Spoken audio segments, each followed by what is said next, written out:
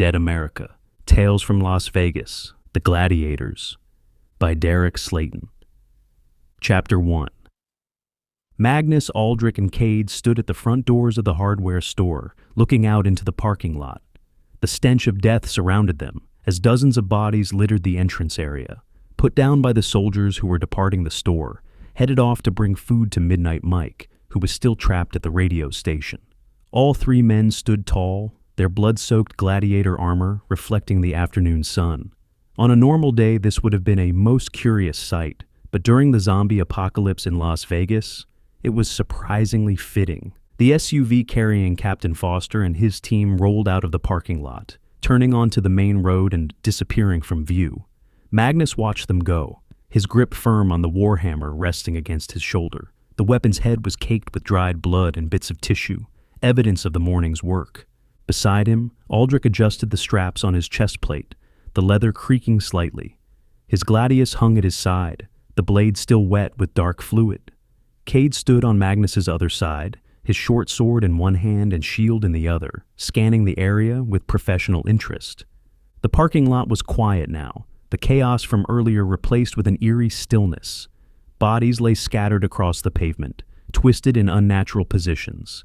A few abandoned vehicles sat with doors hanging open, windows smashed. The afternoon heat was already making the scene worse, the smell intensifying with each passing minute. "Aldric, see if you can get Mike on the phone. The sun isn't going to stay up forever, and I want to be back at the Coliseum before nightfall," Magnus said.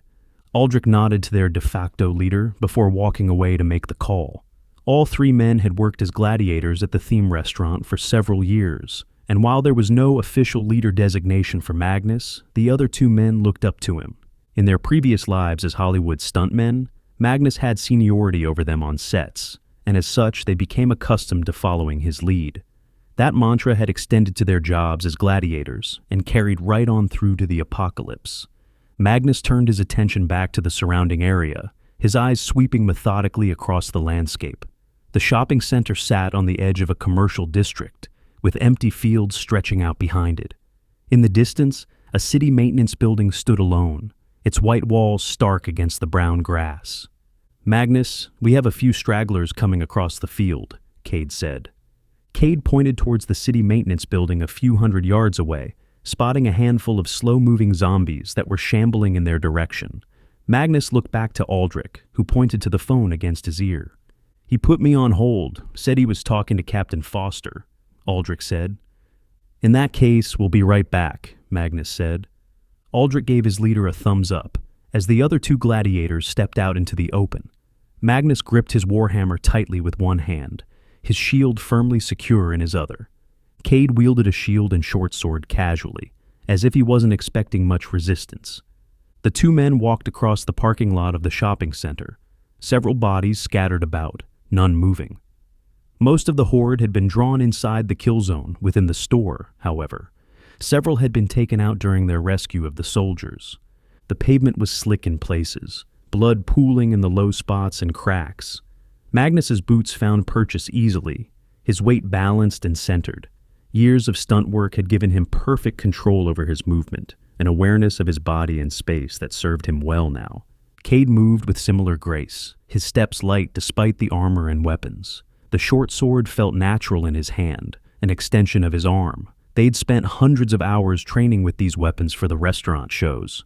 Choreographed fights that looked dangerous but were carefully controlled. Now the fights were real, but the muscle memory remained. Both gladiators approached the edge of the parking lot, stopping on the pavement and watching the four creatures trying to traverse the uneven landscape. Kade couldn't help but let out a chuckle as one poor zombie lost its footing, stepping into a hole before falling face first to the ground. The creature struggled to push itself up, its movements clumsy and disjointed, its arms bent at wrong angles, bones broken from days of relentless pursuit and combat. The thing had been dead for a while now, the decay setting in and making its movements even more awkward. "Get your laughs out now, Kade, because when they get within 5 yards, we need to be all business," Magnus said. Cade's expression shifted, the amusement fading as he focused on the approaching threats. He adjusted his grip on the sword, rolling his shoulders to loosen the muscles. "Don't worry, Magnus, I can hold my own," Kade said. Magnus looked at his companion, his tone becoming more serious. I know you can, but these are not things we can underestimate in battle. One mistake and it's all over, Magnus said. Kade nodded, knowing that Magnus was right. He had seen too many people be careless and get a bite for their efforts.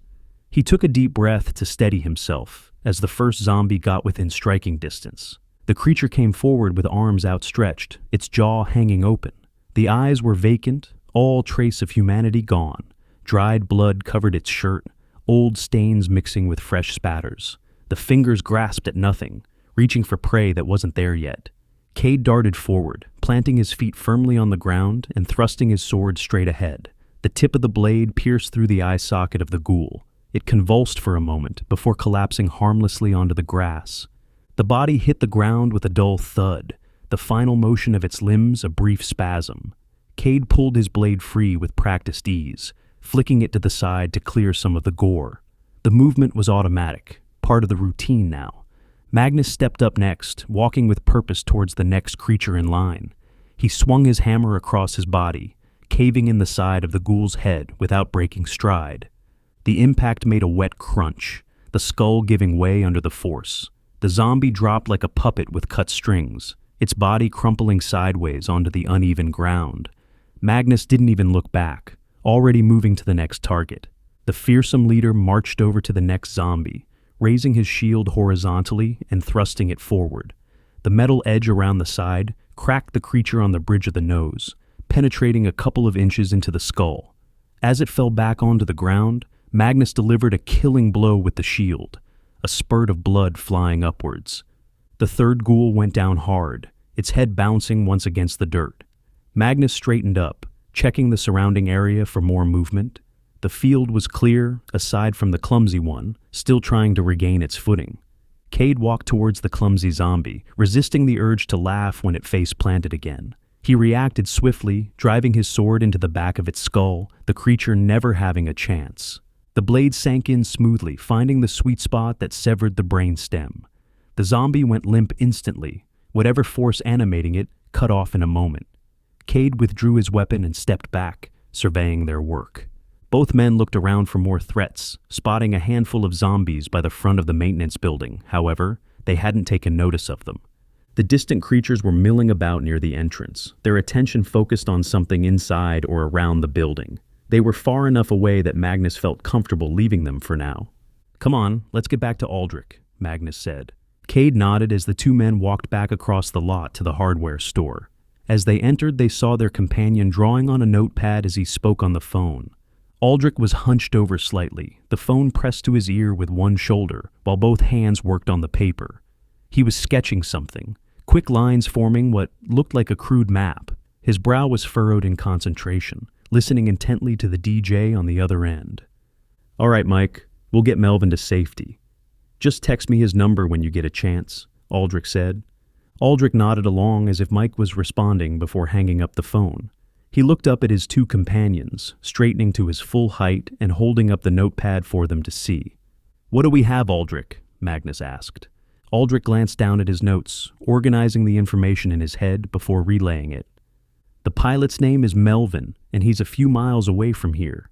The good news is, at least according to Mike, is that the route there is mostly clear, Aldric said. Magnus took the notepad, studying the rough map. And the bad news? Kade asked. Aldric's expression shifted slightly, a hint of anticipation mixing with concern. Melvin's neighborhood is swarming with zombies, Aldric said. Magnus looked up from the map, a smile crossing his face. The challenge didn't concern him. If anything, it energized him. I wouldn't have it any other way, Magnus said. Aldric and Kade nodded confidently, letting out a celebratory yell.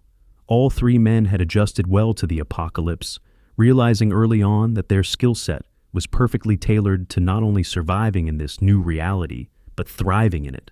The world had changed in ways that made their particular talents valuable. Combat skills that had been performance art were now practical necessities. Physical fitness that had been for show was now for survival. The confidence they had developed in front of audiences translated into the kind of certainty needed to face down hordes of the dead. Is there anything else we're waiting on? Kade asked. Aldric shook his head, tucking the notepad into a pouch on his belt. Mike gave me the directions on how to get there from here, in order to avoid most of the zombie traffic. He said he'd call if anything changed, Aldric said. All right, let's get loaded up. There are people who need saving, and I don't see too many others answering the call, Magnus said.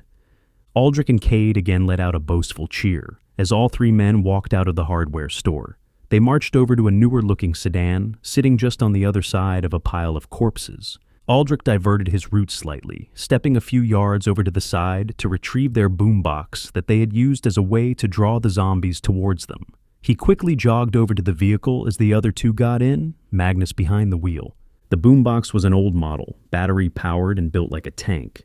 It had survived being dropped multiple times, and the speakers still worked well enough to broadcast music across a parking lot. Aldric checked it quickly, making sure it was still functional, then tucked it under his arm. He reached the car and pulled open the back door, sliding into the seat behind Magnus. The interior smelled like sweat and old leather, the air stuffy from sitting in the sun. Aldric set the boombox on the seat beside him and pulled the door shut with a solid thunk. Once Aldric shut the door, the three men got settled as their leader started it up. The engine turned over smoothly, the sound a welcome change from the silence that had dominated the city for days. Magnus checked the mirrors, scanning the area one more time before putting the car in gear. Buckle up, boys, because we're headed into battle. Chapter 2. Magnus drove the trio through the streets of northern Las Vegas, keeping the speed low so that he could weave in and out between zombies that were shambling through the road. The sedan moved at a steady pace, turning this way and that to avoid the creatures wandering across the pavement. As they passed intersections, they could see some of the side streets were packed with ghouls, far too dense for them to pass through. However, Mike's directions were paying dividends, the radio DJ using the traffic cameras at the station to great effect. Each turn took them down roads that were relatively clear, steering them away from the worst concentrations. A few zombies here and there were manageable. Whole streets full of them would have forced them to find alternative routes, wasting precious time. Magnus checked the rearview mirror, then glanced at the side streets as they rolled past another intersection. To the left, he could see dozens of creatures packed together, filling the road from curb to curb. They were moving slowly, their collective mass creating a shuffling wall of death. I don't know how we're ever going to clear all this out, Aldric said. He was looking out the window, watching the seemingly endless parade of zombies. Every block revealed more of them, wandering aimlessly or clustered around buildings. The scale of it was overwhelming when you stopped to think about it. You must have faith, Aldric, Kade said. Aldric turned to look at his companion in the seat beside him, his expression skeptical. Yeah, I know, but just look at this. We've passed 1,000 of those things in the last minute alone. Even if we clear the streets, there's still going to be hundreds of thousands of them trapped in buildings, Aldric said. He gestured out the window at the storefronts and office buildings lining the road. Behind almost every window, shadows moved. Zombies trapped inside, drawn to the glass by the sound of the car passing by. Their hands pressed against the windows, leaving smears of blood and filth. Just the hotels on the strip alone is going to be a nightmare, Aldric said. The thought was sobering. The major hotels could hold thousands of guests each. If even a fraction of them had turned, the strip would be a death trap for years to come. Each building would need to be cleared floor by floor, room by room. We will figure out something. Look at all the good we've been able to do so far, and there's only 3 of us, Kade said. Magnus nodded from the driver's seat, his eyes still scanning the road ahead.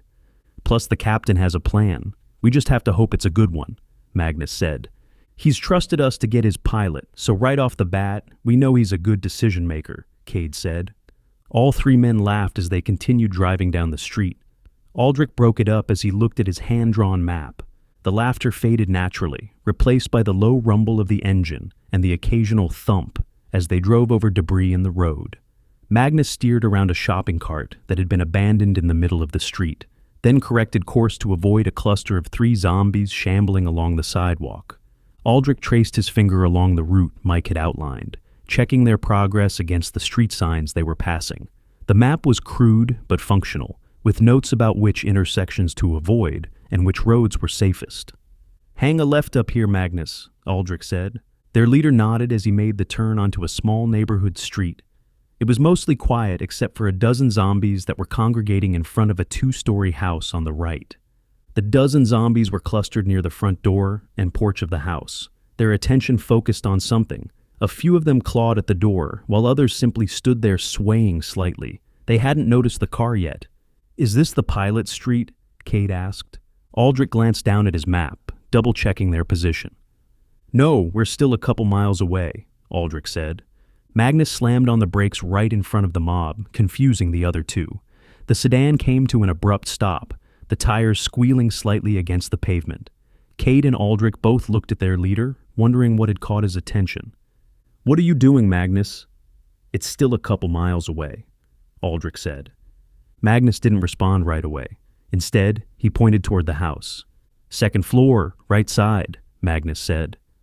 Aldric and Kade looked where Magnus had instructed, spotting a middle-aged woman waving frantically from the window.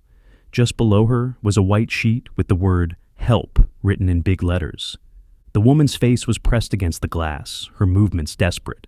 She'd clearly seen the car and was trying to get their attention. The sheet hung from the windowsill, the letters drawn in what looked like marker or paint. It had probably been hanging there for days. "A damsel in distress? I can work with that," Kade said.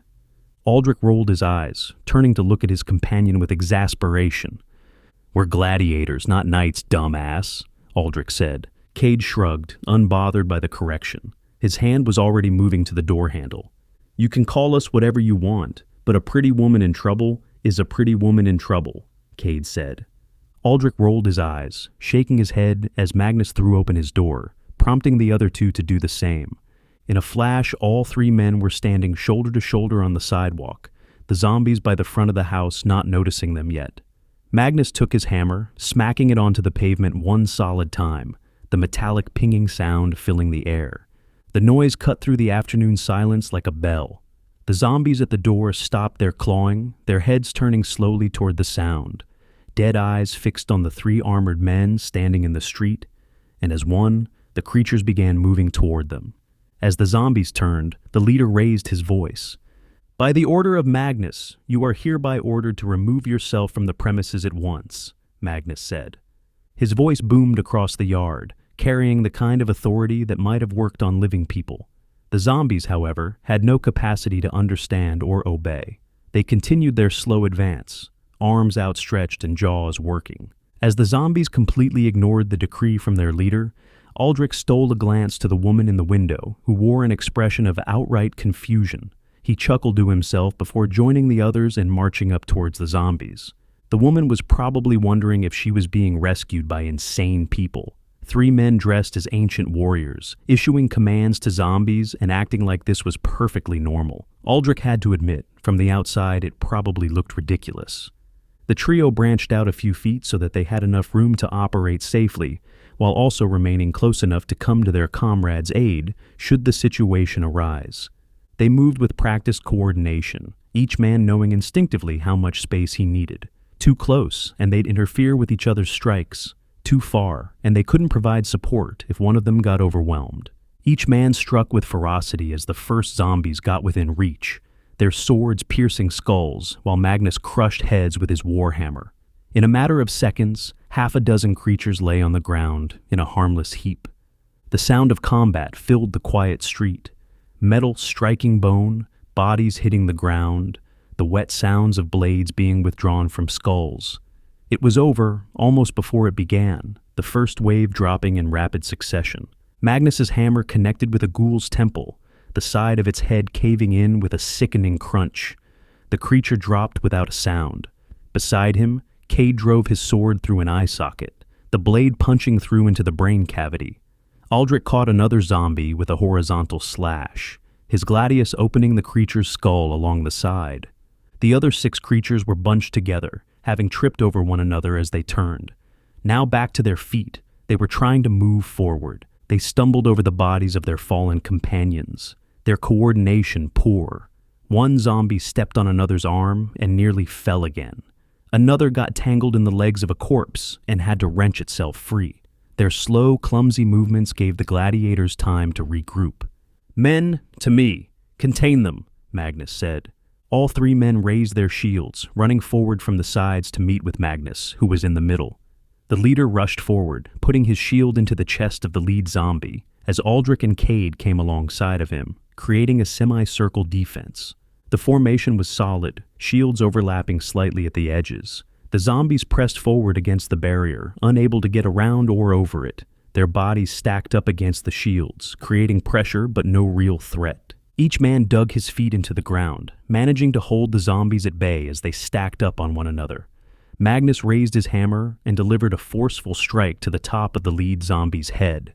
As it fell limp, he yanked his shield back just far enough for it to fall, creating the space for the next one to step up.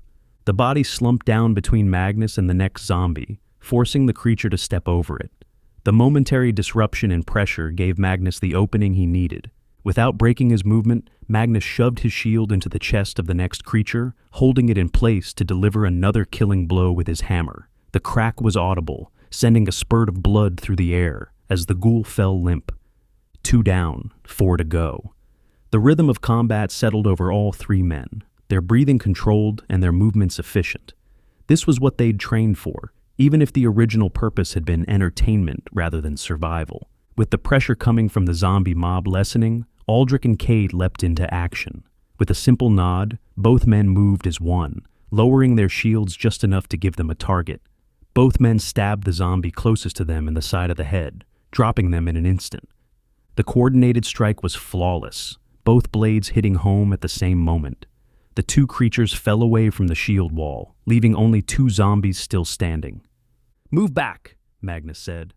The gladiators weren't retreating, however. They were simply giving room for their enemy to make a mistake. In this case, it was allowing them to get tripped up by the fallen creatures. All three men took 2 steps backward, maintaining their formation.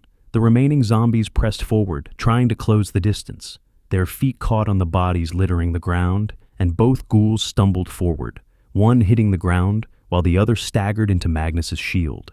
Magnus thrust it forward at the right moment, hitting the ghoul in the face and snapping its head back, snapping the neck. The zombie went down hard, its body twisting as it fell. The neck injury probably wouldn't have killed a living person instantly, but with a zombie, the damage to the spine was enough to sever the connection between brain and body. Aldric stepped forward, cracking the fallen creature on the back of its head with his shield. The metal ring around his weapon penetrated the skull, causing the creature to convulse for a moment before falling silent. The last zombie stopped moving, its limbs relaxing into death for the second and final time. Aldric pulled his shield back, checking to make sure there were no more threats in the immediate area. Magnus looked up to the window, spotting the confused woman looking down at them. "You are safe now, ma'am. However, I would suggest staying inside your home for the time being," Magnus said. The woman disappeared from the window for a moment, then returned. "Stay right there. I'll be right down," the woman said. Magnus nodded as the trio kept a watch on their surroundings, making sure no other zombies came staggering out of the other houses. After a few moments, they could hear the door unlocking, opening soon after to reveal the woman standing there with 2 teenagers, 1 boy and 1 girl. All 3 of them were terrified and confused at the sight of 3 gladiators standing in their front yard. The woman looked to be in her 40s, with dark hair pulled back in a ponytail. She was thin, probably from lack of food. The teenagers flanked her on either side, both of them pale and hollow-eyed. The boy was maybe 16, tall and gangly. The girl looked younger, 13 or 14 at most. "Please, we need help. We ran out of food yesterday, and we really need to be someplace safe," the woman said. Her voice was shaking, the words coming out in a rush. She looked like she was on the verge of breaking down completely. "Have your defenses been breached, ma'am?" Magnus asked. The woman looked at Magnus with confusion. "Has what been what?" the woman asked. Aldric stepped forward slightly, translating Magnus's more formal speech. "Do you have any broken windows or doors?" Aldric asked. The woman thought about it for a moment before shaking her head. "No, those people couldn't get inside. But we don't have any food. Please, can't you take us with you?" the woman asked.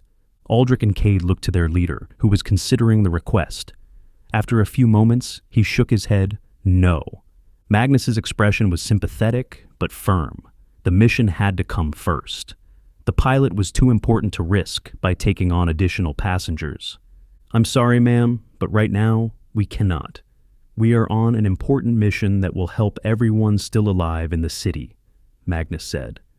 The woman's face crumpled, tears starting to stream down her cheeks. "Please, I beg you," the woman said. The woman began to break down, her teenage son wrapping his arm around her. The boy looked at the gladiators with a mixture of fear and anger, trying to comfort his mother, while clearly upset by the refusal. "So what are we supposed to do?" the teenage son asked. Magnus contemplated for a moment before looking around to some of the other houses. He could see zombies pressed against the glass in several of them, which gave him an idea. The neighborhood had plenty of homes, and if most of the residents had turned, that meant supplies were just sitting there, waiting to be claimed. Food in pantries, water in bottles, supplies that could keep this family alive for weeks. "Aldric, Kade, clear out that house and begin bringing over every scrap of food found within. I will make sure their defenses will hold until we can return," Magnus said. Aldric and Kade nodded and rushed off to begin their assault. Magnus stepped towards the mother and her children, who were scared despite being glad for the help. The relief on the woman's face was visible, her shoulders sagging as some of the tension left her body. She wiped at her eyes with the back of her hand, trying to compose herself. "It may be several days before we can return to you, but you have my word that we will leave you with more than enough food to sustain you," Magnus said. The woman looked over to her son, who gave a confident nod in response. The young family backed up just enough for Magnus to come inside so that he could inspect their defenses. Chapter 3. Magnus drove the trio further into the neighborhoods, all of them pleased about setting the young family up with food and defenses. They wanted to save as many people as they could, which is why they were out there risking their lives. But the mission for Melvin took precedent. The sedan rolled through quiet residential streets, passing houses that had once been full of life, but now sat silent and still. The afternoon sun cast long shadows across lawns that had gone to seed, mailboxes that would never be emptied again, driveways that held cars nobody would ever drive. Magnus kept the speed steady but cautious, eyes constantly moving from the road ahead to the side mirrors and back again. Every intersection was a potential threat. Every blind corner, a place where zombies could appear without warning. In the back seat, Aldric had the map spread across his lap again, his finger tracing their route through the grid of streets. "We're looking for Pine Street. It should be coming up here soon," Aldric said. Magnus kept his eyes trained on the road ahead of them, while Kade read off the street names as they passed.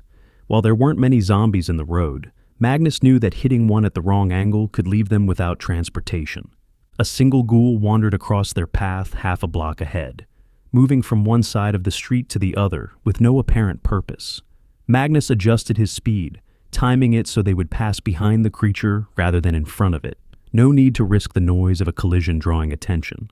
The zombie never noticed them, continuing its shambling walk toward whatever had caught its limited attention.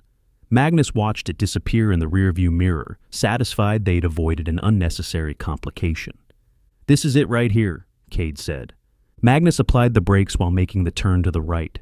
He barely got 10 feet before he was forced to come to a full stop. The trio looked down the street, muttering curses under their breath at the sight. Halfway down the block sat nearly 100 zombies, spread across 3 houses. The front edges of the various packs were pressed up against the walls of the homes, while the creatures near the back were moving between the mobs, drawn by noises coming from every direction. The scene was worse than any of them had anticipated. The street was packed with ghouls, their bodies forming a dense mass that extended from the sidewalks almost to the center line. Some were clustered so tightly together they could barely move, while others circled the edges of the groups, restless and searching. The moaning was constant, a low chorus that filled the air. Windows on the target houses were covered from the inside, makeshift barriers visible through gaps where curtains had been pulled back. Someone was alive in those homes, and the zombies knew it. "Let me guess, this is our street?" Magnus asked. Aldric checked the map one more time, though he already knew the answer. "Yep, it's the house down on the right," Aldric said. Magnus leaned forward, getting a better look at the scene. 2 of the houses that were drawing attention were on the right side of the road, while the other was on the left. He studied the distribution of the zombies, looking for patterns in their movement. The largest group was centered on the middle house on the right, maybe 40 or 50 creatures deep. The other two mobs were smaller, but still substantial, 20 to 30 each. And scattered between them were the wanderers, the ones moving back and forth as different sounds caught their attention. "We need a diversion," Kade said. Aldric shook his head no, as he leaned forward from the back seat, his voice carrying concern. "And how do you propose we do that without pulling in zombies from other streets? I know we're good, but this is already pushing it," Aldric said. Kade looked back at the horde, trying to come up with an alternative. The numbers were daunting, but they couldn't just abandon the pilot. Foster was counting on them. "Then what do you propose?" Kade asked. Aldric thought about it for a moment, looking at the horde for a few moments before shaking his head. "I honestly don't know," Aldric said. Both men paused when they realized that Magnus hadn't said anything for a few moments. They turned to him, seeing that he was intently focused on a house on the left side of the road. Magnus's eyes had narrowed, studying something about the property that had caught his interest. His hand rested on the gear shift, but he made no move to put the car in reverse or drive forward. He was thinking, calculating. "What are you thinking, Magnus?" Kade asked. The leader got a devious smile on his face as he pointed towards a house 3 down from them. It was an unremarkable-looking structure, single-story. However, it had something the other homes on this block didn't. A tall wooden privacy fence. The fence ran the length of the property on both sides, disappearing into the backyard. It looked well maintained, the boards solid and secure, 6 feet tall at least, maybe closer to 7, perfect for what Magnus had in mind. "I know we're technically off the clock, but how do you boys feel about stepping into the Colosseum?" Magnus asked. Kade's expression shifted to understanding, then to excitement. The plan was insane, but it was exactly the kind of insane that had kept them alive this long. Control the environment, control the fight. "You're a madman, Magnus, but you're also a genius," Kade said. Magnus kept his eyes on the house, already working through the logistics in his head. They'd need to set up the yard properly, create choke points, establish escape routes. It would take time, but less time than trying to fight through that horde in the open street. "I take it that's a yes, then?" Magnus asked. Kade was already reaching for his door handle, ready to move. "I'm in."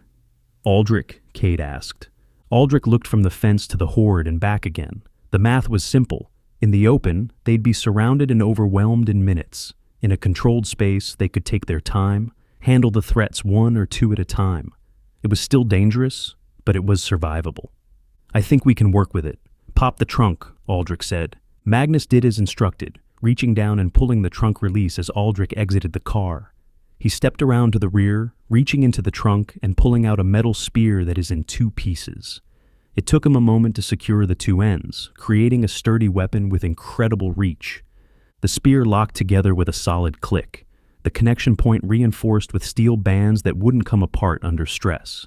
Aldric gave it a test spin, feeling the weight and balance. 7 feet of hardened metal, sharp tip, perfect for keeping zombies at a distance. Aldric slid his sword into a sheath hanging by his belt before stepping around to Magnus. The sword would be backup, something for close quarters if the spear failed or broke. Better to have it and not need it. "Let's secure the arena and then I can start pulling them in," Aldric said. Magnus nodded as he and Kade exited the vehicle. They didn't want to risk the engine noise pulling zombies towards them before they were ready, so they opted to walk across the grass to the target house. Despite their desire to remain quiet, a couple of zombies near the back of the packs took notice and began shambling in their direction. However, none of the others followed suit, remaining engaged with the houses that had their attention already. The 2 creatures broke away from the main group, their heads turning toward the movement on the street. They started shuffling forward, arms rising slowly as they locked onto their new targets. Slow movers, probably been dead for a while now. "We have 2 minutes before we have our first visitors," Aldric said. Magnus assessed the distance and the zombies' speed, confirming Aldric's estimate. 2 minutes was enough time if they moved efficiently. "Then we better get set up then," Magnus said. Magnus picked up the pace, the 3 of them getting to the privacy fence gate well before the handful of zombies did. The leader slid his blade through the gap between the gate and the frame. With a forceful thrust upwards, he unlatched it, opening the yard to them. The latch was a simple hook and eye setup, easy to manipulate from the outside if you knew what you were doing. The gate swung open on well-oiled hinges, making almost no sound. Good construction, well-maintained. The owners had taken pride in their home. Magnus remained on guard as he pulled open the gate, knowing that anything could be behind it. Once he knew that it was clear, he led them into the backyard. It wasn't a large enclosure, 15 by 15 feet at the most. The privacy fence was present on all sides, allowing them to fully control the only entry point into the yard. The space was dominated by a small concrete patio that extended from the back of the house. A few pieces of outdoor furniture sat arranged in a conversation grouping. 2 large trash bins were positioned near the side fence. A gas grill stood in one corner, covered with a weatherproof tarp. "Kade, pull the trash bins over here. Aldric, grab the patio chairs," Magnus said.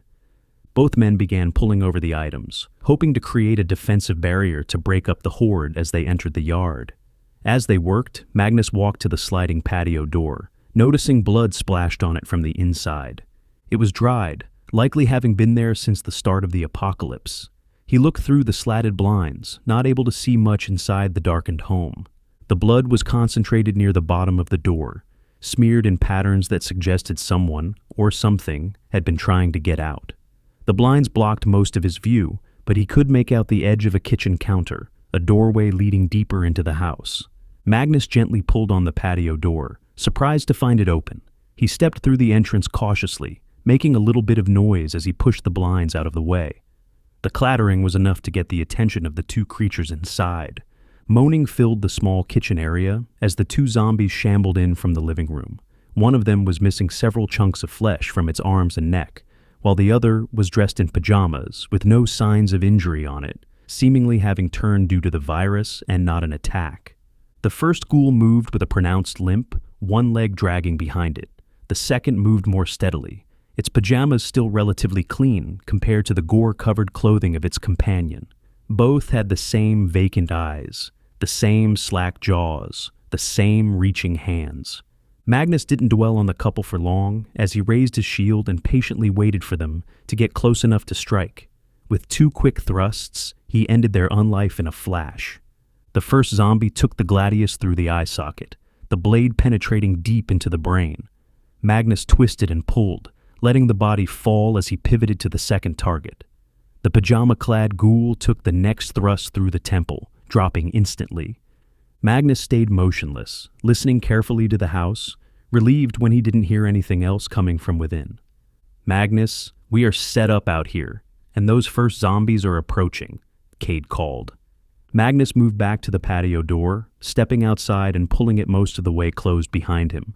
He left it open just a crack, enough to get through quickly if needed. "Understood. We will deal with them before cleaning this up," Magnus said. Kade was confused, looking from Magnus to the house and back again. "You want to clean this up?" Kade asked. Magnus gestured toward the interior, his reasoning tactical rather than cosmetic. "Just enough so that we have a path to the front door. If we get overwhelmed, I want to have an escape route," Magnus said. Kade nodded in understanding before the 2 of them exited to the backyard, walking over towards the gate to the front yard. The trash bins and patio furniture had been stacked up a few yards away from the entrance, right in the middle of the pathway. It would do nothing to hold the creatures at bay, however. It would break them up into 2 different paths, which would help prevent them from being overwhelmed. The arrangement created a V shape, forcing any zombies entering through the gate to choose left or right. The creatures would stumble into each other, get tangled up, create natural breaks in their numbers. Aldric stood a few yards behind the diversion, his spear in hand, which raised a foot above his 6-foot frame. He gripped the handle tightly, watching intently towards the gate, where the first zombie shambled through. It took the ghoul a few moments to come around central diversion, eventually locking eyes onto the gladiator. The creature moaned, reaching forward with both arms as it picked up speed. Its feet shuffled across the grass, moving faster now that it had a clear target. The vacant eyes stayed fixed on Aldric, tracking him with single-minded focus. Aldric stepped forward, thrusting the spear forward, catching the zombie in the face. The attack was forceful enough to punch clean through the skull, destroying the brain. The ghoul convulsed for a moment before falling to the ground as Aldric yanked the weapon free. The spear came back clean, the narrow blade not catching on bone or tissue. The zombie hit the grass with a wet smack, twitching once before going still. Aldric reset his stance, ready for the next one. "I believe we are in business, Magnus," Aldric said. Aldric didn't waste time, delivering another strike to the next creature through the gate. Before he could finish off the stragglers, Magnus walked over and caved in its head with a vicious hammer strike. The warhammer came down with devastating force, the creature's skull collapsing under the impact. Brain matter splattered across the yard, marking the second kill. 2 bodies now lay at the entrance to their arena. As quickly as the assault had begun, it was over, the yard falling silent. However, they could hear the chorus of moans coming from down the street. The sound was constant, a wall of noise that spoke to the size of the horde they were about to face. Dozens of voices, maybe more than 100, all moaning and groaning in that unsettling chorus. It was like standing outside a concert venue, hearing the crowd noise from the street. "Aldric, it is time to bring the fight to the enemy. Bring them to us." Chapter 4. Aldric walked out of the fenced-in yard, gripping his spear tightly as he walked towards the road. The 3 hordes of ghouls began 30 yards away and stretched into multiple yards. He couldn't tell exactly how many of them there were, only that it was going to be a battle. The afternoon sun beat down on his shoulders, the heat making his armor feel heavier than usual. Sweat already beaded on his forehead, running down the sides of his face. He wiped it away with the back of his hand, keeping his grip firm on the spear shaft. The zombies hadn't noticed him yet, too focused on whatever sounds were emanating from the houses they surrounded. Their moaning created a steady background noise, rising and falling in waves. Some of them swayed in place, others shuffled back and forth, but none had broken away from the main groups. Aldric got onto the asphalt, stopping 20 yards away from the closest pack that was pressed up against the house on the right. He muttered a quick mantra to himself before tapping the metallic end of the spear onto the ground. The sound resonated through the neighborhood, quickly reaching the ears of the nearby zombies. At once, dozens of creatures let out excited moans as they began shambling towards him.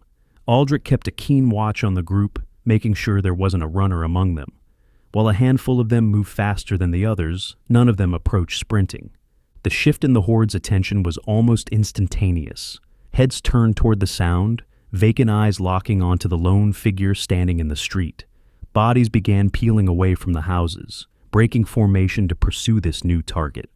Aldric watched them come, assessing their speed and coordination. Most were shambling, that slow shuffling gait that made them easy to avoid in open spaces. A few moved with more purpose, their steps quicker but still not dangerous at this distance. "At least that's one thing going for me," Aldric said. Aldric tapped his weapon on the ground a few more times, wanting to make sure he had the attention of every creature in the area before retreating. The metallic ring echoed off the houses, carrying down the street. More zombies turned, more bodies broke away from the packs. The closest ones were already 15 yards away and closing.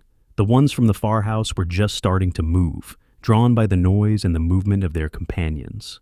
Aldric counted heads quickly, trying to get a rough estimate. 60, maybe 70 total, possibly more hidden behind the houses or trapped in front yards. The number didn't matter as much as the spacing. As long as they came in a steady stream rather than all at once, the plan would work. The gladiator turned around, resting his weapon on his shoulder as he began walking back towards the open gate. As he got halfway there, he began whistling a tune to himself, a light and jaunty melody, which was an odd complement to the wall of death following him. The contrast was surreal, his cheerful whistling mixed with the growing chorus of moans behind him.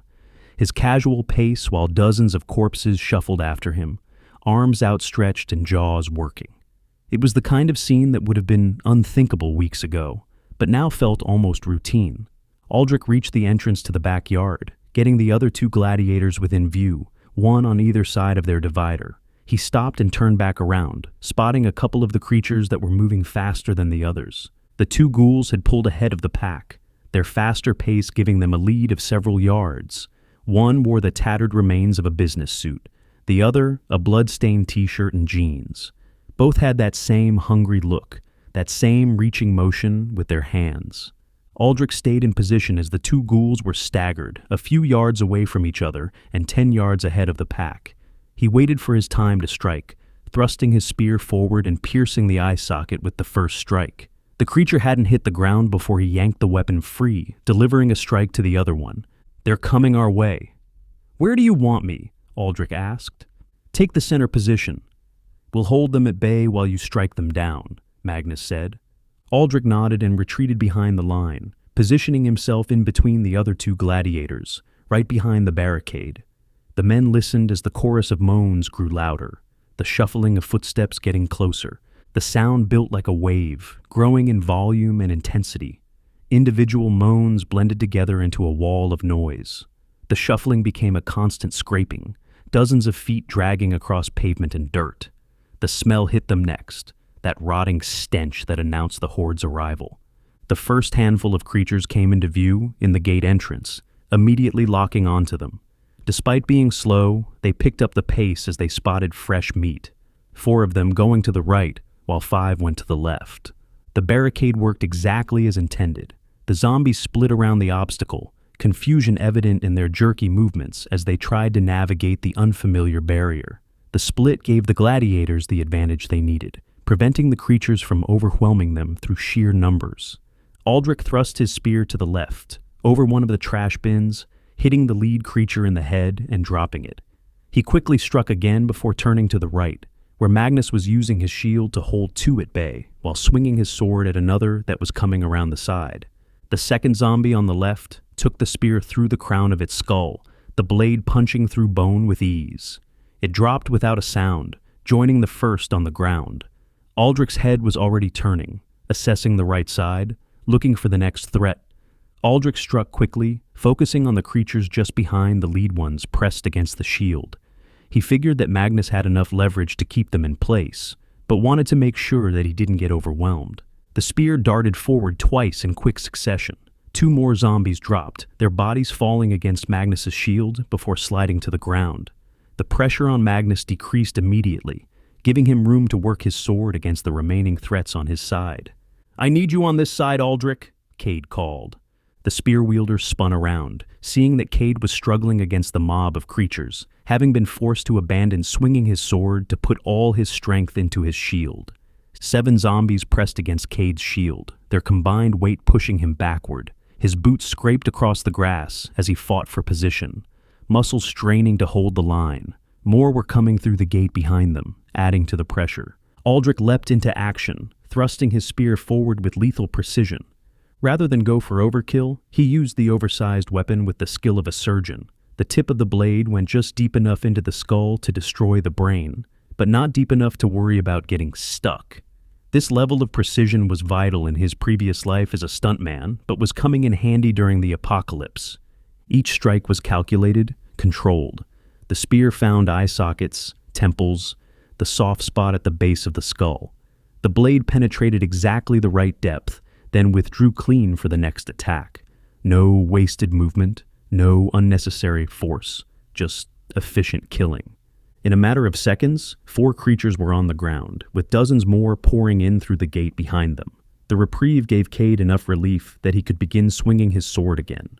While his strikes weren't as precise as his partners, they were just as lethal. Kade's blade came down in heavy arcs, cleaving through skulls with brute force. His fighting style was different from Aldric's surgical precision. Where Aldric was a scalpel, Kade was a hammer, and both approaches got results. Aldric spun around, delivering forceful strikes to a few of the zombies on the other side, as Magnus did his best to hold them at bay. Despite their combined efforts, the zombies continued pouring into the yard. The gate had become a bottleneck of bodies, zombies pushing through in a steady stream. For every one they dropped, 2 more appeared. The backyard was filling up, the open space shrinking as more creatures entered the killing ground. "Retreat into the yard," Magnus called. The 3 gladiators moved as one, shoving the creatures back as they retreated into the yard, getting into the middle. The fallen bodies at the front of the pack tripped up the ones right behind them, creating a bit of a log jam. The synchronized movement was flawless, born from years of choreographed combat. They maintained formation as they moved backward, shields up and weapons ready. The barricade was lost now, overrun by the press of bodies, but it had served its purpose. Aldric didn't hesitate, darting forward and using the reach of the spear to pierce the skulls of 3 ghouls on the ground, before the bulk of the pack got close enough to make that endeavor too dangerous. Undeterred, he speared a zombie through the chest, slinging it forcefully to the side, knocking it into several others, sending them to the ground. The improvised battering ram worked perfectly. The impaled zombie thrashed as Aldric swung the spear like a club, using the body's weight to bowl over 3 more creatures. They went down in a tangle of limbs, creating another temporary obstacle. The gap in the pack of ghouls gave Magnus an opening, allowing him to dart over and cave in a zombie head. The creature beside it reached over, trying to grab onto his shield. However, Magnus raised it quickly, knocking the creature off balance long enough for him to deliver a fatal strike with his hammer. The head rolled across the grass, body collapsing a moment later.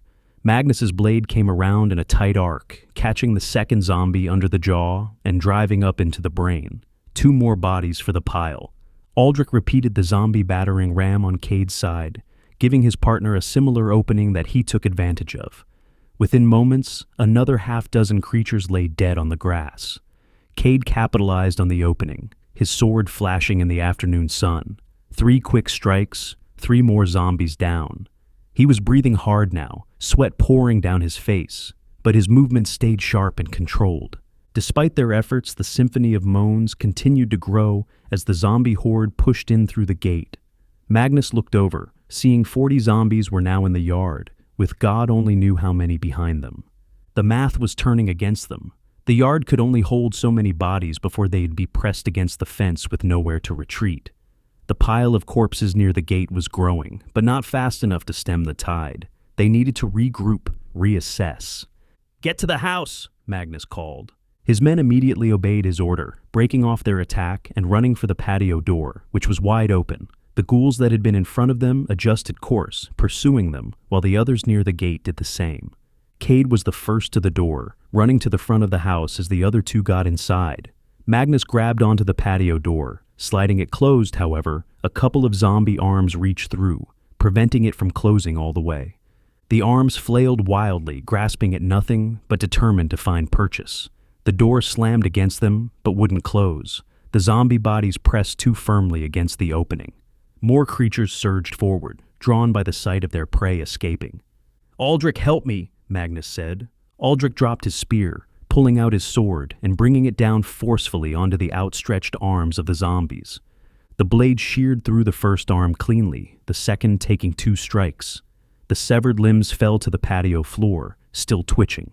Magnus slammed the door shut with a solid thunk, engaging the lock. Fists immediately began pounding against the glass from the other side.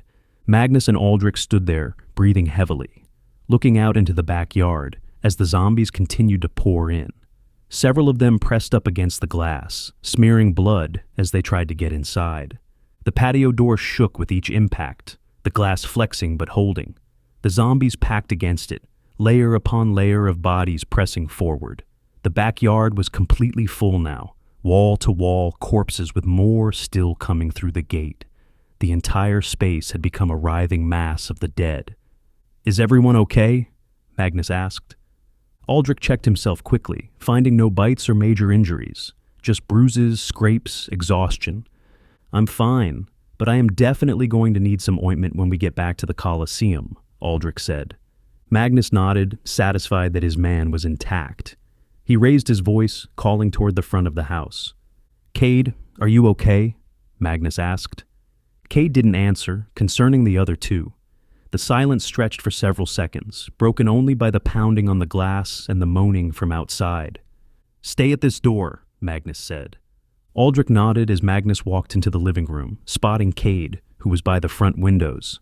He had the closed curtain pulled back just far enough so that he could see out. Kade's posture was tense, his body language speaking to the problem they hadn't anticipated. He didn't turn when Magnus entered, his attention fixed on whatever was happening in the front yard. "Kade, are you okay?" "Why are you not answering me?" Magnus asked. Kade's voice was flat, carefully controlled. "You need to see this Magnus," Kade said. The leader didn't speak, only stepping up to see what Kade was seeing. He remained silent for several seconds as the sight from the front yard washed over him. Dozens of zombies were out front, trying to push their way into the backyard, making their escape from the house a difficult proposition. The front yard was packed even more densely than the back. Zombies filled the space from the house to the street, all of them trying to reach the gate that led to the back. They'd heard the commotion, smelled the blood, and now they were drawn to it like moths to flame. The entire property was surrounded. Magnus thought for a moment before speaking. His mind worked through the options, finding them all problematic. They were trapped, surrounded by a sea of the dead, with no clear path out. We need to get in touch with the pilot, because this escape is going to be a difficult one. Chapter 5. Magnus walked away from the front of the house, going into the kitchen where Aldric had pulled out the cell phone. The leader motioned for the device, which was handed over. Magnus clicked it on, scrolling through the text messages until he got to the one with Melvin's number. Aldric, make sure you stay within their line of sight. We need as many of them to stay in the backyard as possible, Magnus said. Aldric nodded as Magnus hit dial. The phone rang a couple of times before a man's voice came through the other side. "This is Melvin. Please tell me that this is my rescuer," the voice said. The tone carried equal parts hope and desperation. Magnus could hear stress in the man's voice, the kind that came from days of isolation, with death literally at the doorstep. "My name is Magnus, and yes, my friends and I are here to rescue you," Magnus said. Relief flooded through the phone line, audible in Melvin's breathing. "Oh, thank God, I was starting to wonder if I was ever getting out of here," Melvin said. Magnus kept his tone professional, not wanting to promise more than he could deliver. The situation was still dangerous, still unpredictable. "Well, wonder no more. That said, we still have a little work we need to do," Magnus said. There was a pause, then Melvin's voice came back, slightly more cautious. "Yeah, I noticed that. I saw most of those things walking over across the street, but I still have a few of them out front of my house," Melvin said. "How many are we talking about?" Magnus asked. Melvin took a moment to count, probably peeking through his curtains at the creatures below. "Half dozen or so. It's more than I can handle. I'm a lover, not a fighter, you know," Melvin said. Magnus resisted the urge to crack a smile at the lame joke, but continued on. "Do you have everything you need?" Magnus asked. The question was important. They weren't going to have time to wait while Melvin packed a bag or looked for his keys. This had to be a quick extraction, in and out, before the horde adjusted. "Yeah, man, I got a bag packed and it's sitting by the door," Melvin said. "Very good. Now we're going to be on a tight timeline once we kick this off, so you need to be ready to move," Magnus said. Melvin's response came quickly, eager. "I've been ready to get out of here since this bullshit began. You tell me when to move, and I'm moving," Melvin said. Magnus appreciated the enthusiasm, but he needed to make sure Melvin understood exactly what was expected. No confusion, no hesitation when the moment came. "Good. My friends and I are going to be coming your way in just a few minutes. Once we take care of those zombies in front of your house, we're running to our car, which will be pulled up in front of your driveway. I want you to get into the back passenger side seat." "Do you have all that?" Magnus asked. He kept his instructions simple and clear.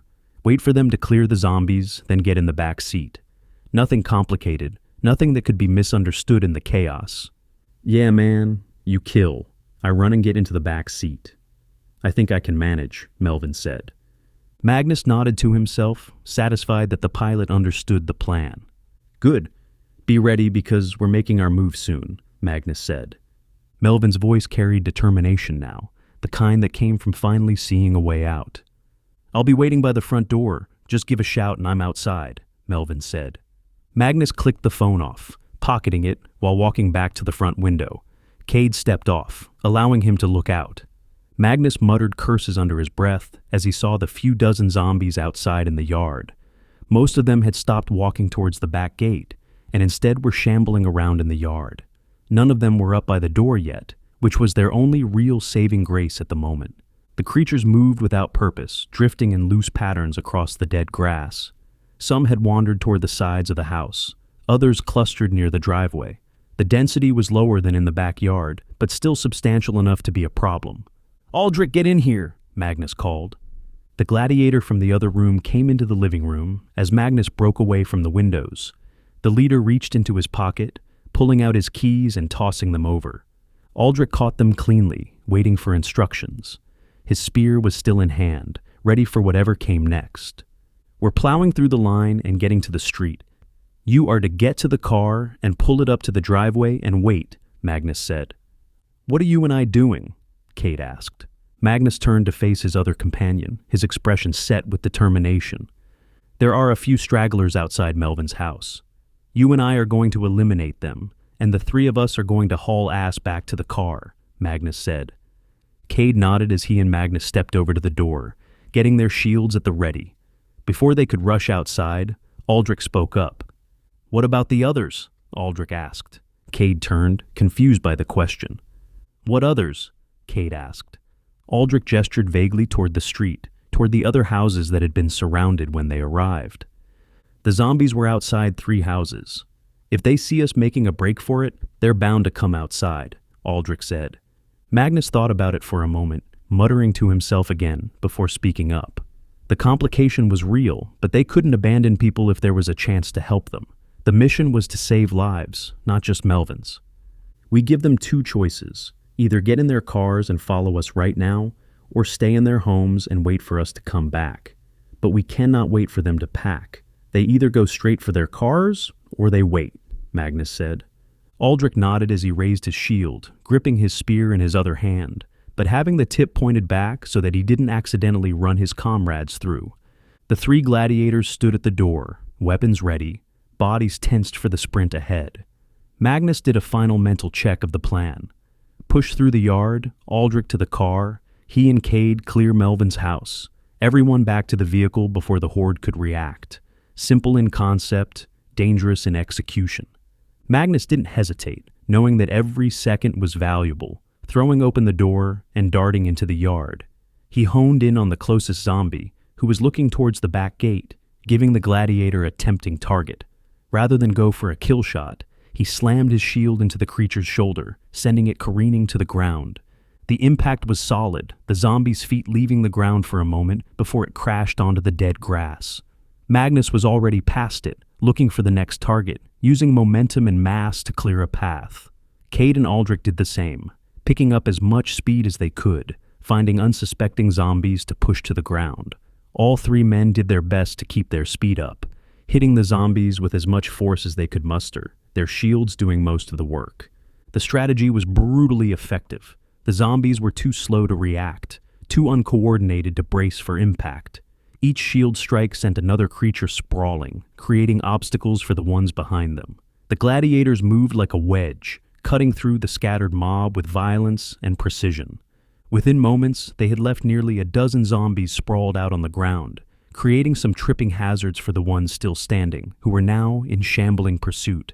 The fallen ghouls created a minefield of grasping hands and tangled limbs. The standing zombies adjusted course to follow the fleeing gladiators, but several immediately tripped over their fallen companions, adding to the chaos. Aldric broke off from the others, running hard to the car, while Magnus and Kade drew their weapons as they approached the creatures outside of Melvin's house. As they got halfway across the yard, Magnus let out a light whistle, getting some of the zombies' attention. The sound was sharp and clear, cutting through the background moaning. 3 heads turned toward it, vacant eyes locking onto the source. 3 of the zombies turned and broke away from the house, moving as fast as they could towards the 2 gladiators, who stopped a few yards away from them on the driveway. The warriors were patient, waiting for the ghouls to get onto the pavement before striking. The zombies shuffled forward eagerly, arms outstretched and jaws working. They moved onto the flat surface of the driveway, their footing more stable now. That was exactly what Magnus wanted. No uneven ground, no obstacles, just a clear killing field. Both men moved as a single unit, Magnus darting forward first, using the edge of his shield to deliver a killing blow to the forehead of the lead ghoul. He didn't break his momentum, spinning around and swinging his hammer, connecting with the side of the next zombie's head.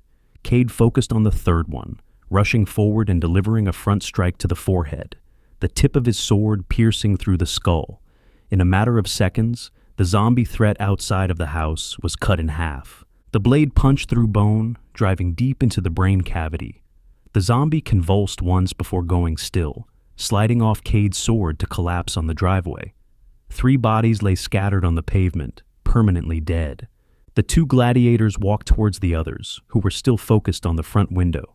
As the duo got closer, they saw Melvin waving at the ghouls, doing a silly dance to keep them occupied. The pilot's eyes looked up from them, confusion washing over him as he watched two gladiators put down the three creatures who never knew they were there. Melvin's dance stopped mid-move, his arms frozen in the air as he processed what he was seeing. Two men in blood-stained gladiator armor, weapons dripping, standing in his driveway like something out of a fever dream. The expression on his face was priceless. Magnus motioned for Melvin to get moving, and the pilot obliged, running to the front door. He stepped out into the opening, slinging the bag over his shoulder and following the gladiators over to the car that was waiting in the street. Melvin moved quickly, his legs pumping as he sprinted across his yard. The bag bounced against his back, but he kept his balance, kept his speed. The sedan's engine was running, Aldric visible behind the wheel. The back door hung open, waiting. The engine noise had drawn the attention of a lot of the creatures by the front of the house they had exited from, but they were still 20 yards away. As they got into the car, Magnus noticed that two people were coming out from another house, waving their hands frantically to get his attention. A man and a woman, middle-aged, bursting through their front door like they had been watching from the window. They ran onto their porch, calling out and gesturing toward the car. Behind them, the door stayed open, revealing the dark interior of their home. "Do you have your car keys?" Magnus yelled.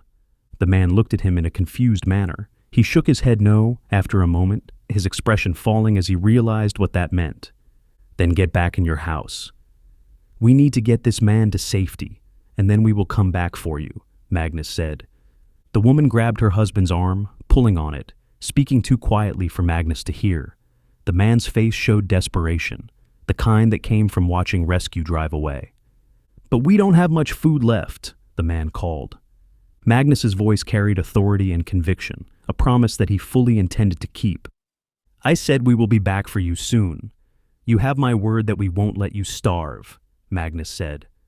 Aldric's voice came from inside the car, urgent. "Magnus, we have to go," Aldric said. Magnus looked back at the zombies that were getting closer. He looked back to the man, giving him a nod that acted as a promise. The man understood, grabbing his wife and pulling her back inside. The couple retreated into their house, the door closing behind them. Magnus saw the curtains move slightly as they took up position to watch from the window. They'd be safe for now, and he would keep his word. Magnus got into the car, shutting the door in a hurry. The zombies were close now, the fastest ones only 10 yards away and closing. Their moaning filled the air, dozens of voices raised in that terrible chorus. "I'm in! Let's get out of here!" Chapter 6. Aldric drove the group through the neighborhood, using the directions that Midnight Mike had provided them so that they could avoid the majority of the zombie congestion. The sedan rolled smoothly along residential streets that had once been peaceful and ordinary. Now they were empty, silent, except for the occasional zombie wandering between houses. Aldric kept the speed moderate, not wanting to draw unnecessary attention with squealing tires or a roaring engine. The car ride was quiet, the three gladiators exhausted and blood-covered, while Melvin looked around in surreal disbelief. After several blocks, the pilot finally spoke up. Melvin shifted in his seat, looking at each of the three men in turn. His eyes lingered on their armor, the dried blood, the weapons still within easy reach. He opened his mouth, closed it, then opened it again. "So, you're gladiators, huh?" Melvin asked. Kade glanced back from the front passenger seat, his expression matter of fact. "Yep, we are," Kade said. Melvin nodded slowly, processing that information. His fingers drummed against his leg, nervous energy looking for an outlet. "That's certainly a choice. I'm not sure it's the one I would make during a zombie apocalypse. I mean, don't get me wrong, I'd love those sword and sandal movies growing up. But I think if given the choice, I'd go heavily armed soldier." "Machine gun seems like a good choice," Melvin said. Aldric kept his eyes on the road, but his voice carried conviction. "Swords don't run out of bullets," Aldric said. Kade nodded in agreement, adding his own logic to the defense. "Shields don't make a lot of noise either, outside of the satisfying crack of a skull, that is," Kade said. Melvin thought about it for a moment, before nodding nervously. It was clear he was frightened about being out in the open, with zombies roaming around freely, but also not sure of what to make of the three giant men in gladiator outfits. The pilot's hands gripped his bag tightly, knuckles white. His eyes kept darting to the windows, watching for movement. Every few seconds he'd glance back at the gladiators, as if checking to make sure they were still real. Magnus could see the look on Melvin's face, prompting him to speak out. The man had been through enough without them adding to his confusion. The three of us spent years as faceless stuntmen out in Hollywood. When we landed this gig, we leaned into it, because for the first time in our lives, we had fans cheering for us, chanting our names. Well, our chosen names at any rate. When the zombie apocalypse began, we decided to lean into it and embrace the best versions of ourselves, Magnus said. Kade turned more fully in his seat, fixing Melvin with a direct look. And given how we just pulled your chestnuts out of the fire, I'd like to think that our appearance wouldn't matter that much, Kade said. Melvin began rambling again, his nervous energy bubbling up. The words came fast, tripping over each other. "Hey man, I ain't complaining at all," Melvin said. He raised his hands in a placating gesture, shaking his head vigorously. "I'm grateful, in fact. If you boys want to run around as gladiators, who am I to judge? Hell, man, the only thing I ever wanted in life was a job where I could wear shorts and a t-shirt to work every day. And by God, I found it," Melvin said. Melvin paused as he thought for a moment. His expression shifted, curiosity replacing some of the nervousness. "Speaking of, Mike really didn't go into too much detail about why you needed a helicopter pilot. I don't suppose you could fill me in, could you?" Melvin asked. The gladiators looked around at each other, not sure of how to answer, given what the answer was. Magnus caught Aldric's eye in the rearview mirror. Aldric shrugged slightly, leaving the explanation to the others. Kade took a breath, deciding to just lay it out plainly.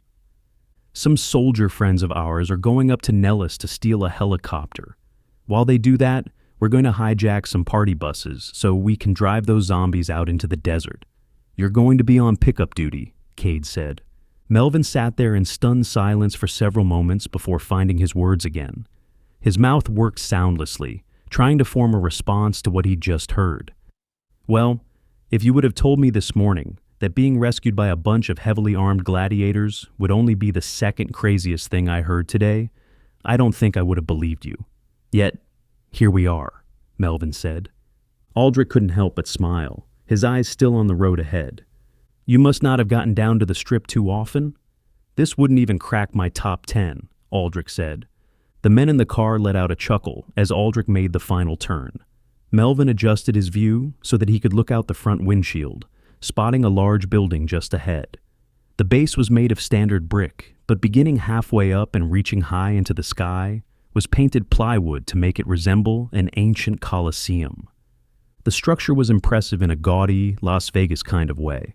The fake stonework had been painted to look weathered and ancient, complete with faux cracks and missing chunks.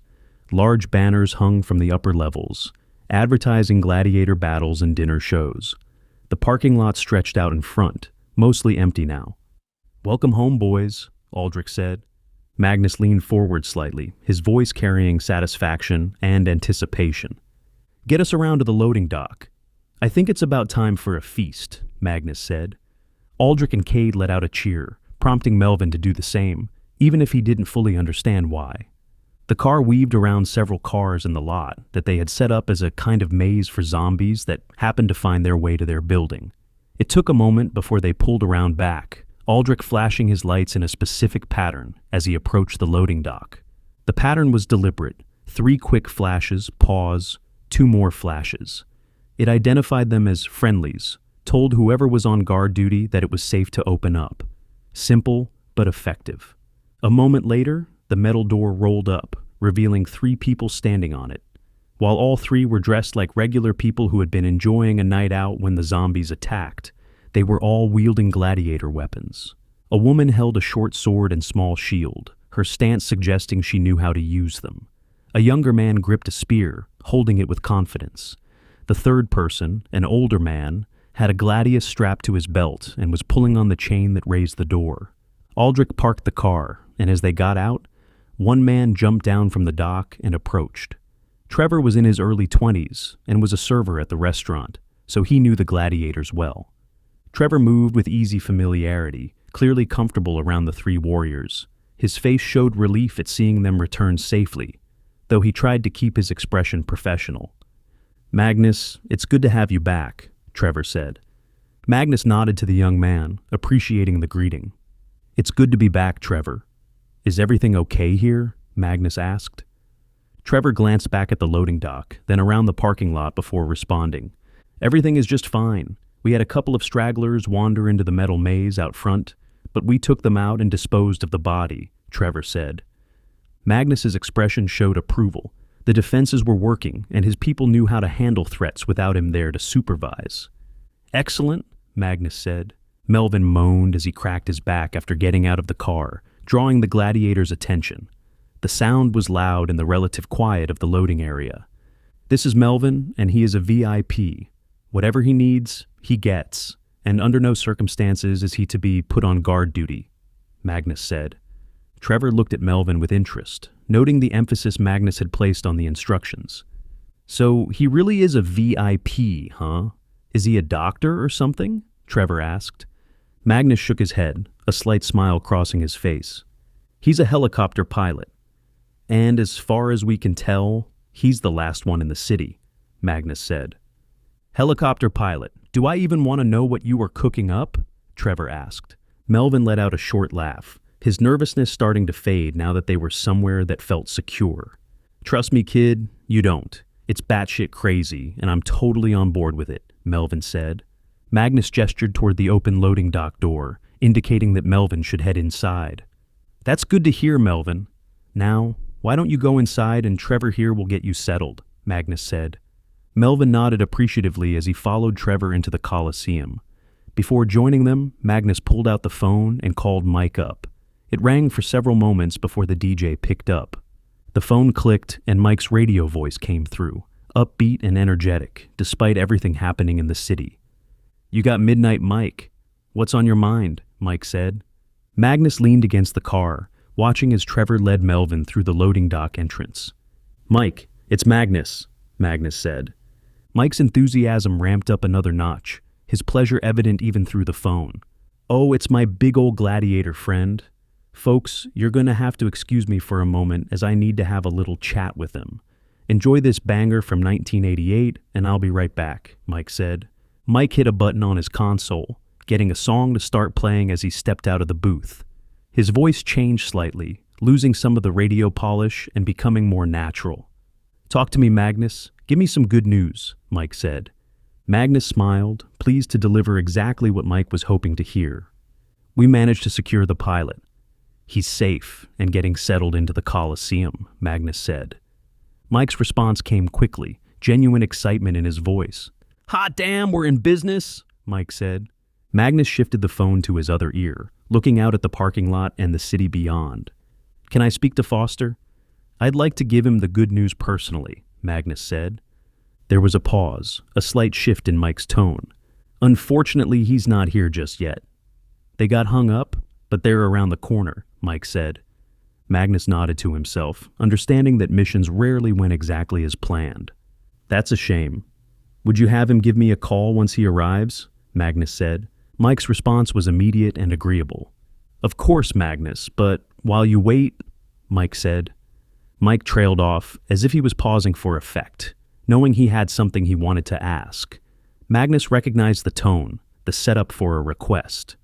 "We have maybe an hour of daylight left today, Mike, so whatever the ask is, it better be small," Magnus said. Mike's voice carried a hint of sheepishness, knowing he was pushing his luck. "It's smallish. I got a call from a restaurant just up the road from you, no more than a mile. A few people have been locked up in there since all this kicked off, and they're ready to stretch their legs. Do you think you could, maybe bring them over to the Coliseum?" Mike asked. Magnus thought about it, running the numbers in his head. More people meant more mouths to feed, more resources consumed. They were doing well now, but that could change quickly. "We certainly have the room, but every person we add to the Coliseum takes up resources, which, sadly, are not infinite," Magnus said. Mike's response came quickly, his tone shifting to something more persuasive. "Well, here's the thing about that, Magnus. The restaurant is a steakhouse, and they have a cooled tractor trailer sitting out back that is just begging for a new home," Mike said. Magnus straightened up, his interest piqued. "So we get a truck full of meat if we save a few people?" Magnus asked. Mike's voice carried satisfaction, knowing he'd sweetened the deal enough to get Magnus on board.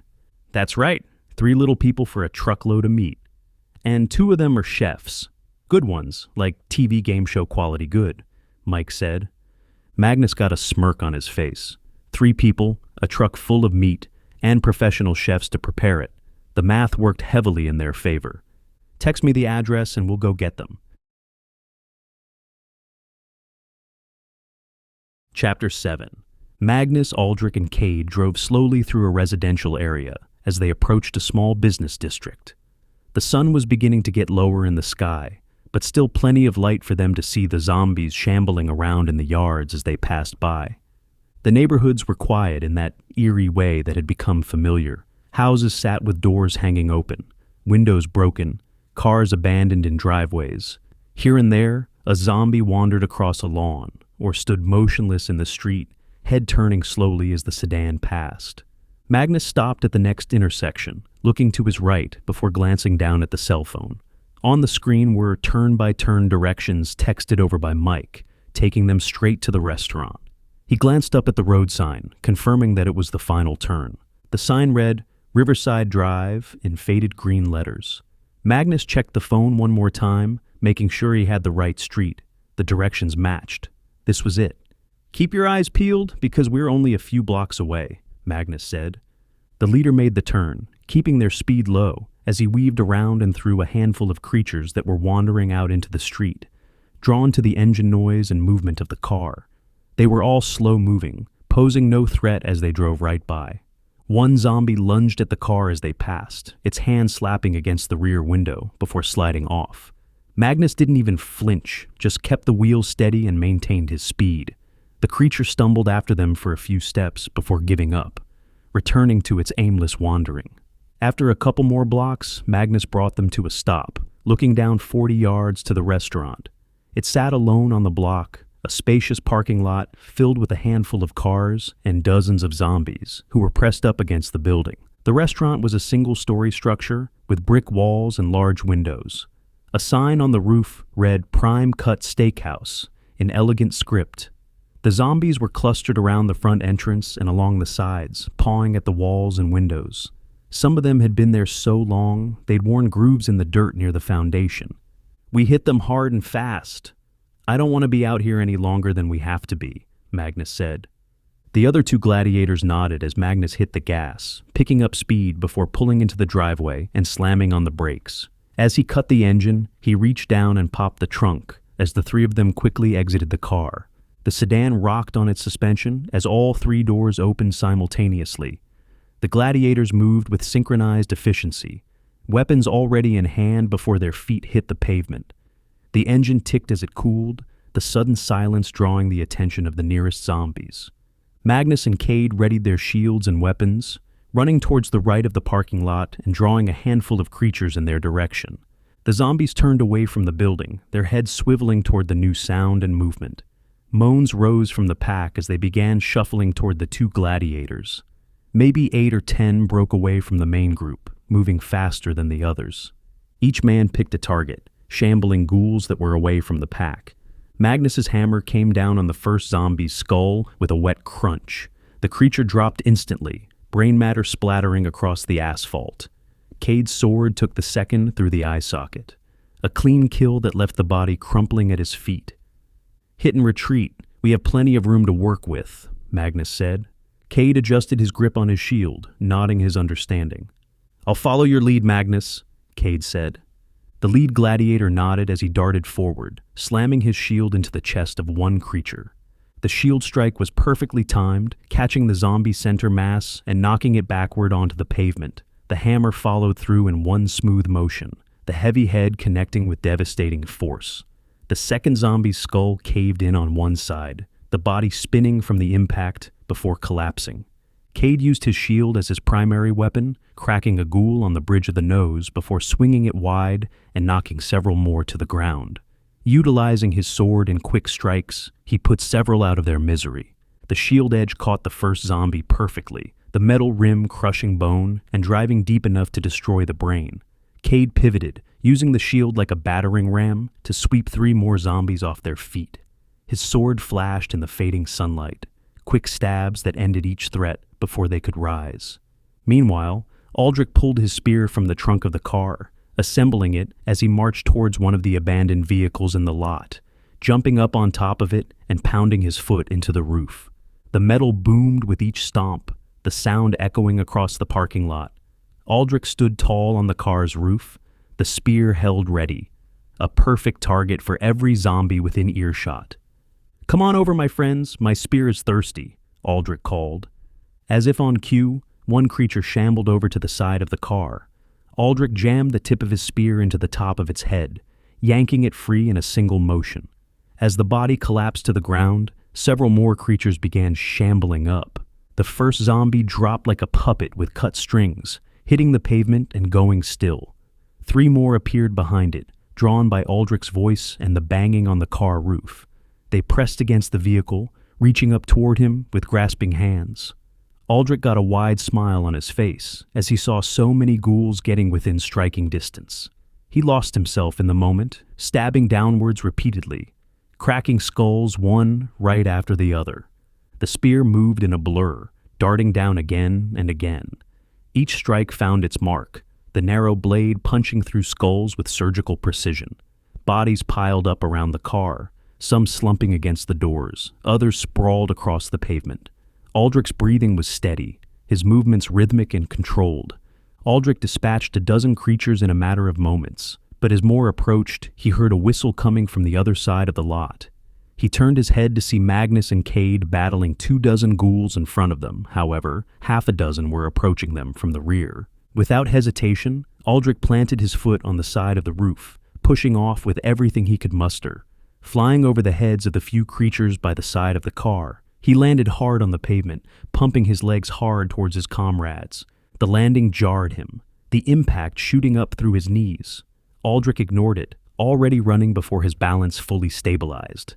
The spear was heavy in his hands, but familiar, an extension of his body as he sprinted across the parking lot.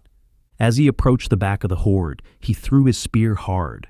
The spear flew true, 7 feet of hardened metal driven by all of Aldric's strength.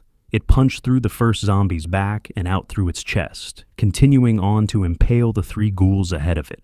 The shaft pinned all 4 together in a grotesque line.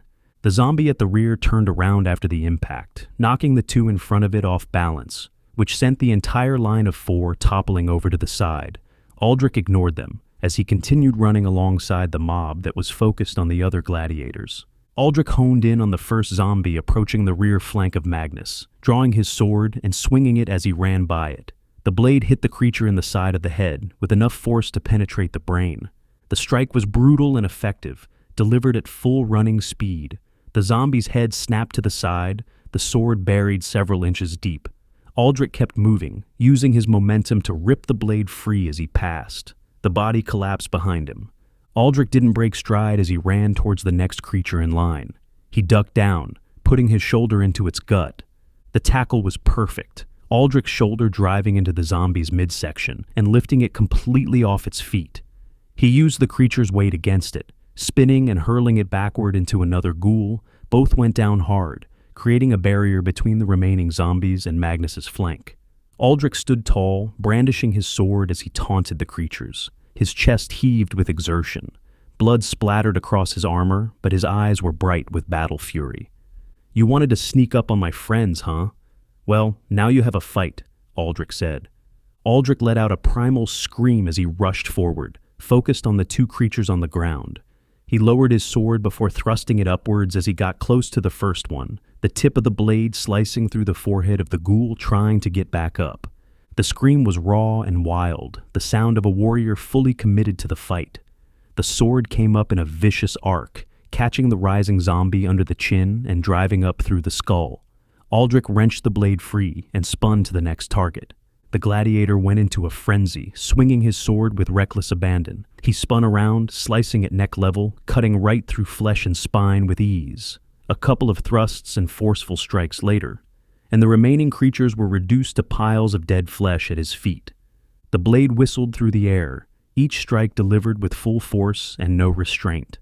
Aldric moved like a dancer, spinning and striking in fluid motions that were beautiful and terrible in equal measure.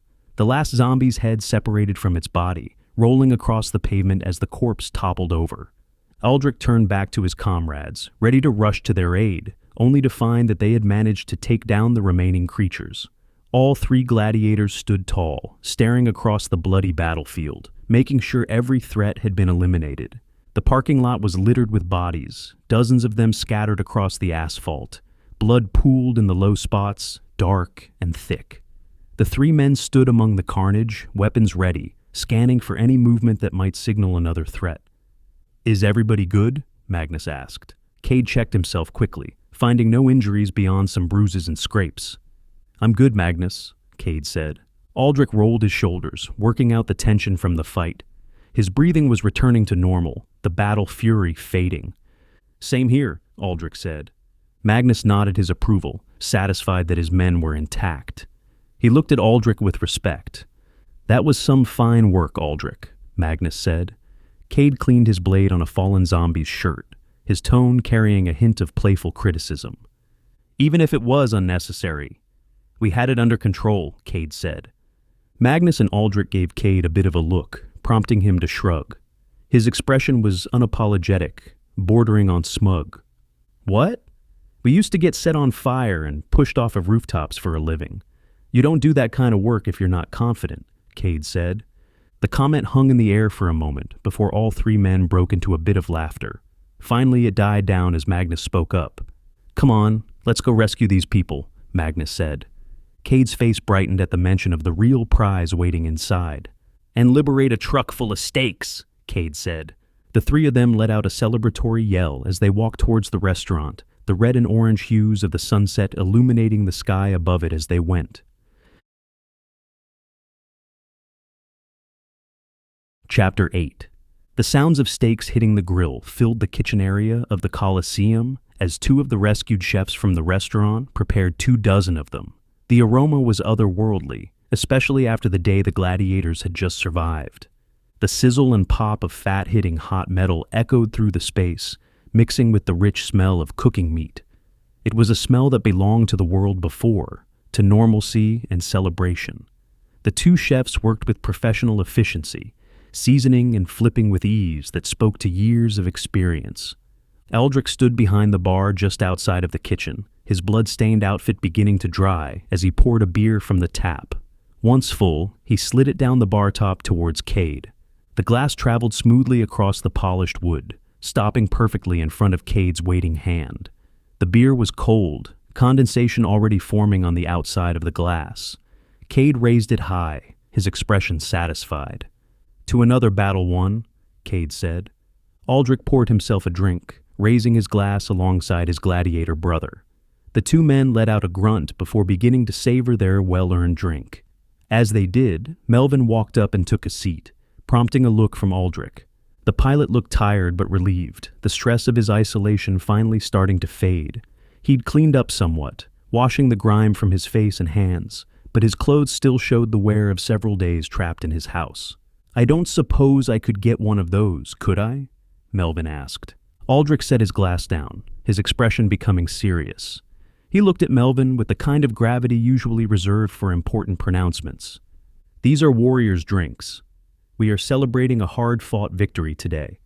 However, I will permit you a drink if you have a warrior's tale to share," Aldric said. Melvin gave Aldric a curious look, trying to figure out if the man was being serious or not. It was difficult taking a grown adult dressed as a gladiator seriously, but he quickly realized he was, in fact, being serious. The pilot's eyes darted between Aldric and Kade, searching for any sign of humor or sarcasm. He found none. Both gladiators watched him expectantly, waiting for his response. Melvin shifted in his seat, considering his options. "Well, I may never have fought in a war or gone to battle. Hell, I've been sitting in my recliner since this whole zombie mess began. But I do have a bit of a story," Melvin said. Aldric and Kade moved in, listening intently. They set their beers down, giving Melvin their full attention. The pilot had earned that much at least. "Go on," Aldric said. Melvin took a breath, organizing his thoughts. A slight smile crossed his face as he remembered. Early on in my career, shortly after getting out of pilot school, I had this prick of a coworker who liked to pull pranks on me. It was usually small stuff, like putting Vaseline on my car door handle. But this one time, he went too far, Melvin said. Kade leaned forward, interested despite himself. What did he do? Kade asked. Melvin waved his hand dismissively, shaking his head. What he did isn't important. What is important, however, is my response, Melvin said. Aldric raised an eyebrow, a hint of a smile appearing on his face. Okay, so what did you do? Aldric asked. Melvin's smile widened, the memory clearly bringing him satisfaction even now. Well, he let slip that he had a big date one night, bragging that he was going out with some hottie. So, on the night it was happening, I decided to do a little night flight training, Melvin said. He paused for effect, letting the setup sink in before continuing. I tracked his car from his house over to his date's place and waited until she was walking out before I hit the spotlight and grabbed the mic, Melvin said. Aldric and Kade began laughing as Melvin built up to the punchline. They could already see where this was going, and it was beautiful. I forget exactly what I said, but let's just say the insinuation was that he was on several offenders lists. Even from 100 feet up in the air, I could tell that date was running faster than most pro athletes back to the house, Melvin said. Both gladiators continued laughing before sharing a glance. The laughter was genuine and loud, echoing through the bar area. Aldric filled a glass and slid it across to Melvin, who caught it with both hands. The three men raised their drinks together. Remind me to stay on your good side, Aldric said. Melvin took a sip of his beer, savoring it after days of rationing water and stale snacks. That's probably a wise choice, Melvin said. As the three of them laughed and continued sharing stories, Trevor walked over, holding the cell phone. His expression was professional, though he looked slightly uncomfortable, interrupting the celebration. Hey, have you guys seen Magnus? Trevor asked. Aldric turned toward the young man, beer still in hand. I'm pretty sure he's in his office. Why? Aldric asked. Trevor held up the phone, gesturing with it.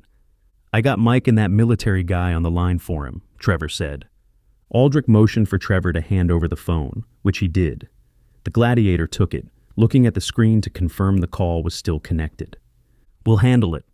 Pour yourself a beer, Aldric said. Melvin looked at Trevor, then back at Aldric with confusion.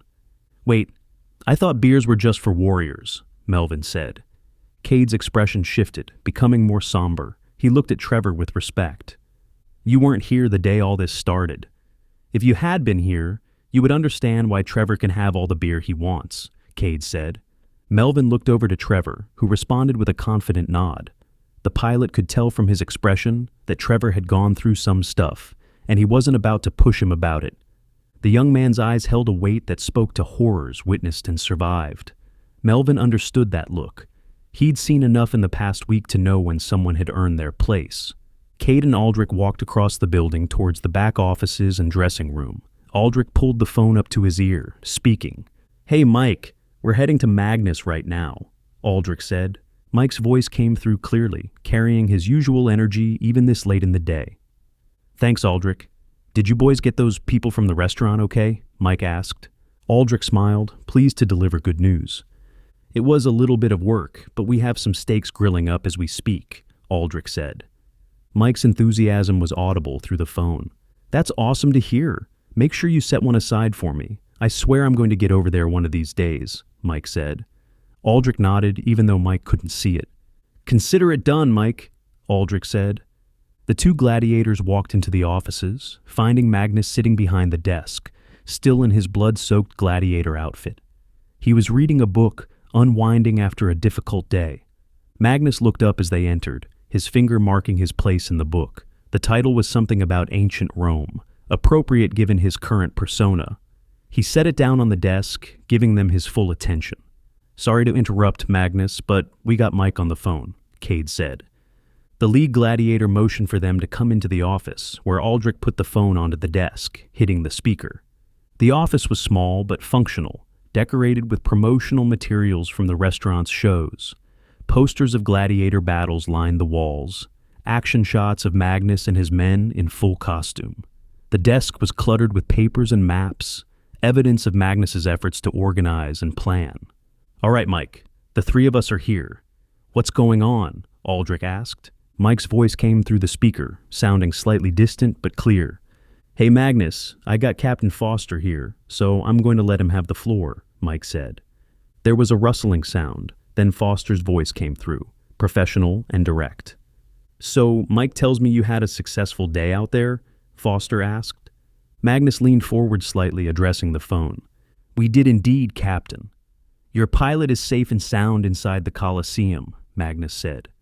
Aldric couldn't resist adding a detail, his tone carrying satisfaction. "Presently enjoying a beer and waiting on his steak to finish cooking," Aldric said. "That's good to hear," Foster said. Magnus shifted in his chair, his expression becoming more serious. "How are things looking on your end?" Magnus asked. There was a pause, a slight hesitation before Foster responded. "It took some doing, but we managed to get to the station, so Mike has enough food to keep him going for a while." "But there's some complications," Foster said. Magnus nodded, his expression unsurprised. "That seems like a common occurrence these days," Magnus said. Foster let out a short laugh, the sound carrying exhaustion. "Tell me about it," Foster said. Magnus straightened up, his tone becoming more focused. "What do you need us to do?" Magnus asked. Foster's voice became more tactical, planning rather than conversing. "For the moment, just sit tight. We're not going to try anything until the morning, but if you could stay on alert, we might need some backup," Foster said. Magnus's response was immediate and unwavering. "Whatever you need from us, Captain. You have our blades and our loyalty," Magnus said. The sincerity in Magnus's voice was clear. This wasn't empty posturing or dramatic flair. It was a genuine commitment, a promise that would be kept. "That is appreciated, Magnus, more than you know. Now go get some rest and enjoy your evening. I'll be in touch tomorrow before we head out," Foster said. Magnus inclined his head toward the phone. "Be well, Captain," Magnus said. The line went dead, leaving the three gladiators to themselves. The three of them sat in the office, a sense of hope going around. The silence stretched for a moment, each man processing the conversation in his own way. They'd been fighting alone for so long that the idea of allies, of coordinated action, felt almost foreign. "So we're not alone in this fight anymore," Kade said. Aldric leaned back against the wall, his arms crossed. "Never thought I would be falling in line behind the military, but the captain seems to be on the up and up," Aldric said. Magnus's expression became firm, his voice carrying authority. "Make no mistake, we are not following the military. We are following Foster.